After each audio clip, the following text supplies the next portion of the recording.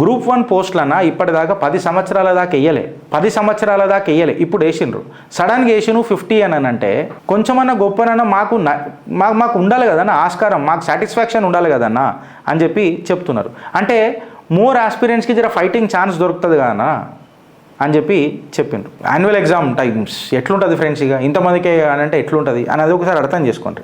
వేరే రాష్ట్రాలలో ఎట్లుంటాయి బ్రదర్ అని ఇప్పుడు అడిగినాం. అడిగితే వాళ్ళు ఏమని అన్నారంటే కర్ణాటక, తమిళనాడు, మహారాష్ట్రాల ఐదర్ 1:100 లేకపోతే 1:75 ఉంది గిరీష్ భాయ్ అని చెప్పి. మళ్ళీ కర్ణాటకలో 1:100 1:75, కర్ణాటకలో 1:75 అనుకుంటా. మళ్ళీ కర్ణాటకలో 1:75 ఉంటే మళ్ళీ తెలంగాణ ప్రభుత్వానికి ఏం రోగం పుట్టిందో నాకు అర్థమవుతలేదు. 1:50 ఎందుకు చేసిర్రు అని అంటే ఇవాళ ప్రభుత్వం ఆన్సర్ చేయగలుగుతుందా? పోరలేదు, అడిగింది వాస్తవం కదా. వాళ్ళు ఇంకొకటి ఏమని అన్నారంటే అన్న కోవిడ్ వచ్చినప్పుడు కూడా మాకు ఆపర్చునిటీ లాస్ అయిందన్న. కోవిడ్ వల్ల మాకు 2020-22లా ఈ నోటిఫికేషన్లు డిలే అయినాయి అన్న. సో ఈ లాస్ ఆఫ్ టైం ని కూడా కంపెన్సేట్ చేయాలి కదన్న అని చెప్పి చెప్తే దీనికి గవర్నమెంట్ ఏమన్నా ఆన్సర్ చెప్పగలుగుతానంటే ఆహా చెప్పలేదు.